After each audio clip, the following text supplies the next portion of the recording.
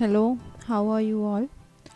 I have been getting some queries regarding the role of the auditor in cases of fraud, and I thought that I'll just record a video for resolving those issues. And if you have further doubts and issues, you can share with me either on my WhatsApp message or you can message on the video now. All right. One thing I wanted to discuss today is the role of the auditor in case he comes in close contact with any kind of fraud that is going on in the concern that he's auditing. Okay. So, one thing that I hope that you all remember that we discussed this concept in the class that the difference between error and fraud, that is of utmost importance because see, what is an error? An error is unintentional, because if there is a mistake or there is an error, there's no intention of hiding it. So if we follow the proper path of verification and vouching, we'll come across the mistakes and we can correct them. But the problem with fraud is that it is intentional, and sometimes it may be done by an employee on his own, or it may be done in collusion by many employees, or the management might be doing it. So when there is a fraud, then the first thing that we have to ascertain is whether it is intentional or not. If it is intentional, then only we can record it as a fraud. All right. So what frauds are possible in auditing? The first one we can say is material misstatements in the financial statements. All right, material information or has been hidden, or there has been fraudulent financial reporting, the accounting standards have not been followed by the enterprise, then these will come under the purview of fraudulent financial reporting. Also, misappropriation of assets is the second fraud that comes to my mind. And in misappropriation of assets, we can talk about misappropriation of goods, defalcation of cash. All right. So like, suppose the inventories are there, and inventories have been inflated, or they are shown at a higher price than actual amount of inventories that we have in our godown, or the prices have been decreased, they are shown in a less price as compared to what we actually had with us. So in these cases, over valuation or undervaluation of inventories can be shown. So again, if the intention behind it has to be evaluated, and if it is intentional, then of course it is fraud, and it is very difficult for the auditor to find out by routine procedures, because when there's a fraud, then there is also an attempt to hide that fraud, and the trail seems to be hidden by the employee or the management. If any single employee or some employees in collusion have committed a fraud, then still the chances of revelation to the auditor are high. But if the management has committed the fraud, then it is very difficult, because they can do many things, like not give access to the auditor to the all the important documents or information which he needs, or maybe they give false information. So all these might stray the auditor from the path, and maybe he is unable to uncover. As you know that financial frauds are on the rise. In India also, there are various scams going on, whether it is the Nirav Modi scam or the PNB scams which are going on, and then there is the latest one which was there, Satyam company. All right. So what they did, that they were various fictitious elements on the balance sheet which were not even existing in real, like on their wage roll, on their payroll, the wage list of various employees, they were like 1,000 dummy employees.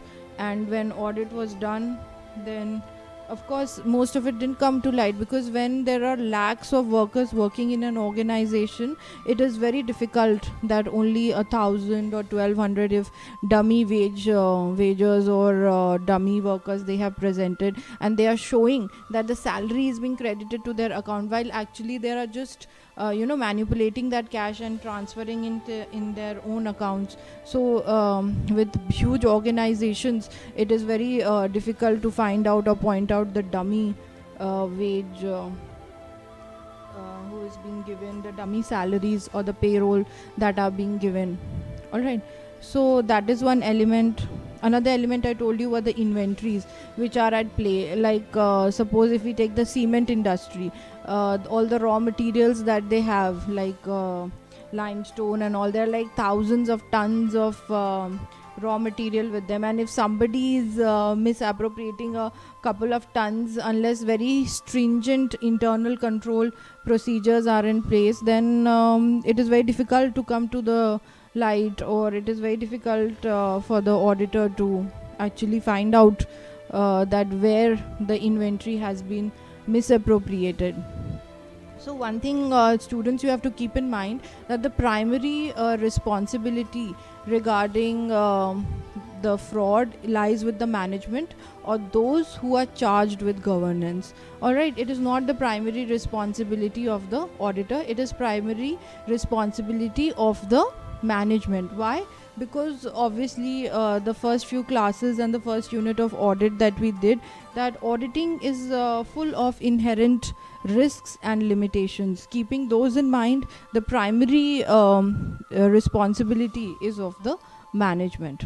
All right, so I was just giving you a small preview as to how what are the basic areas in which fraud can be done, and how with the help of window dressing it is possible to not reflect the real situation in the financial statements than what is actually going on in the organization. So next we come out to the reason behind the fraud, कि management fraud क्यों करता है या employ fraud क्यों करता है.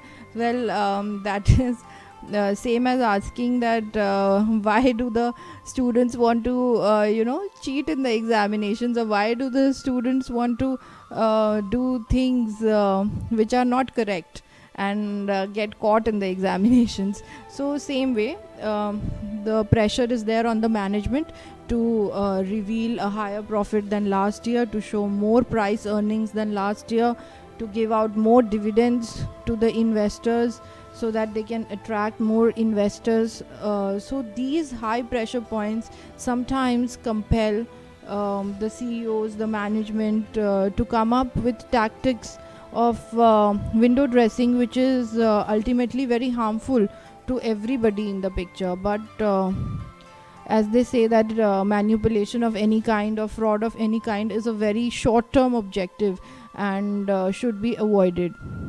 Sometimes what happens is the intention of the employee or the opportunity that is there, for example especially with defalcation of cash, like we were talking about. So misappropriation of cash is very easy as compared to assets, because the cashier has access to it, or any person has access to it. They can even write out plenty of fictitious vouchers and show that the money trail, that actually it is being spent on some relevant cause, while actually they are just putting it in their pockets. So these are few of the areas of window dressing.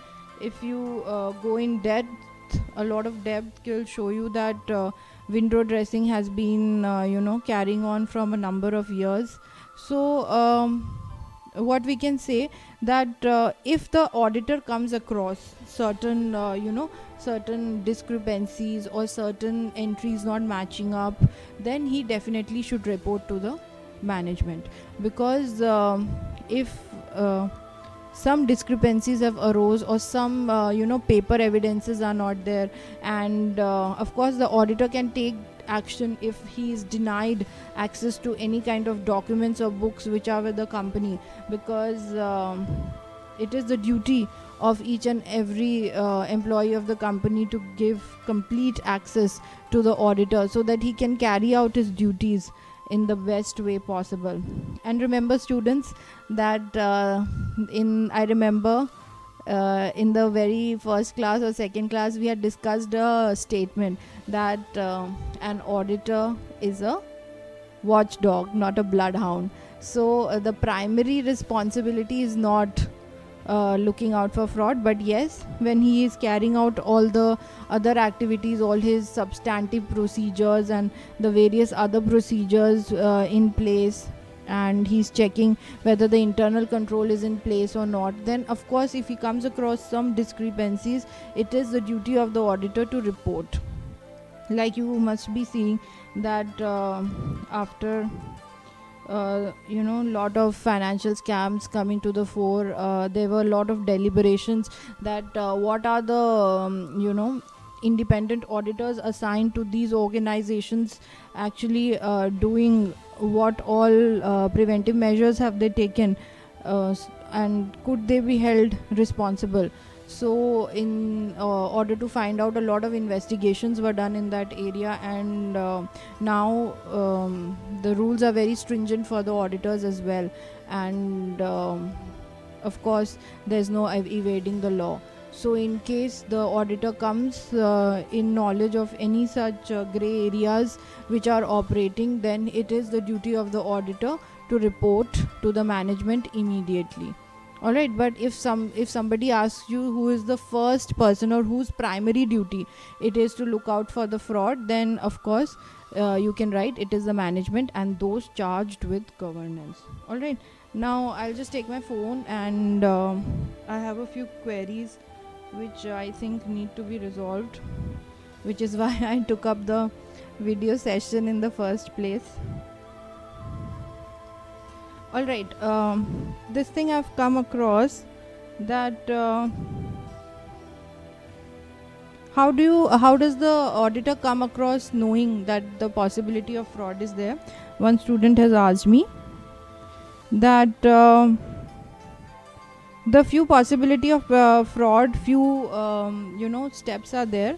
The first one is discrepancy in accounting records. Like I told you that something doesn't match up, or some paper trail is missing, or some fabricated documents have been given which are last minute added, and the stamp is not there, or the company seal is not there, and the signature of the key managerial personnel is missing. So these have to be kept in mind. And then there is some conflicting or missing evidence. Like suppose few pages are missing from the middle, somebody has torn them out, then of course it needs to be looked into. The numbers of the vouchers don't match up. There are some they're not in the serial in which they are supposed to be, and some of them are actually missing. So then it is a huge concern for the auditor that he should find out. Then problematic or unusual relationships between auditor and management. Of course this is bound to be there, that if you keep on asking for access to most documents, then the management may deny on the grounds of confidentiality, like there will be breach of confidentiality, or that he doesn't want the auditor to gain access to those elements. Then that is of course a huge problem. The auditor must keep in mind that whatever financial statements or documents have been provided to him, in case when he's carrying out his analytical procedures, he finds that there is some material misstatements, and he conveys the same to the management.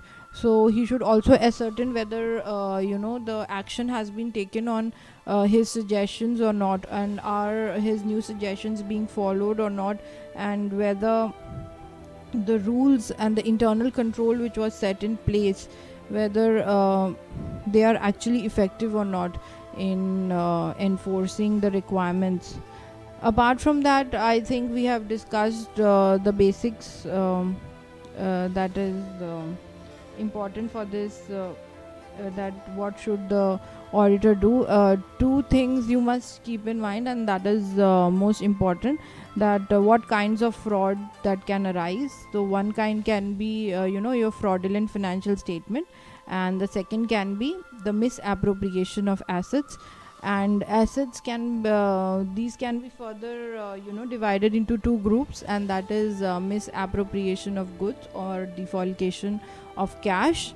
And of course, you can say it's very difficult, and it is not the primary role of the auditor to find out the frauds, or turn into Sherlock Holmes and go into discovery, but it is the secondary duty of the auditor, in case when he is carrying on any of his procedures, analytical procedures or his substantive procedures, and he comes across such transactions that are visibly being either removed, or there are missing documents, there are something doesn't add up, the accounting standard has not been followed on a particular item, then these things need to be brought to the notice of the management. And in case the management is not taking in any action, then it should be taken to the board of directors. The issue should be made clear that these pertinent transactions have occurred, or there are chances that window dressing is has been done. Then in that case, if the management is taking the action, that also it is the duty of the auditor to make sure that his suggestions are being adapted. He should not just be treated as a dummy, that he has no powers, he's just going to give us suggestions and walk out, and then we are going to do what we want. Not at all. All his suggestions have to be followed, and in the subsequent audit it has to come up that what compliance has been done with those suggestions. Okay, before I take your leave, there is one small concept which I want to discuss with you, and that is the concept of whistleblowing. I hope you all have heard about it, and no, it doesn't mean CT bajana.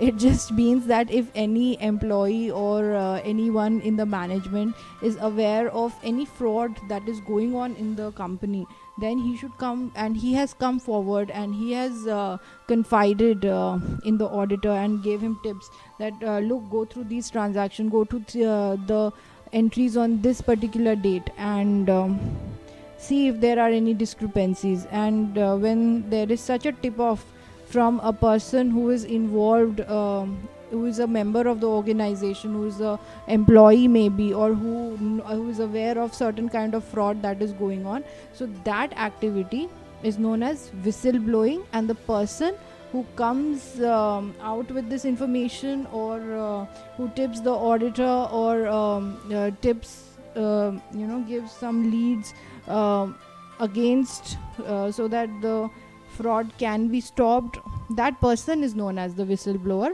And the thing that he has done, the exposing the fraud or giving the leads, that activity is known as whistleblowing. Alright, that is an important concept in auditing.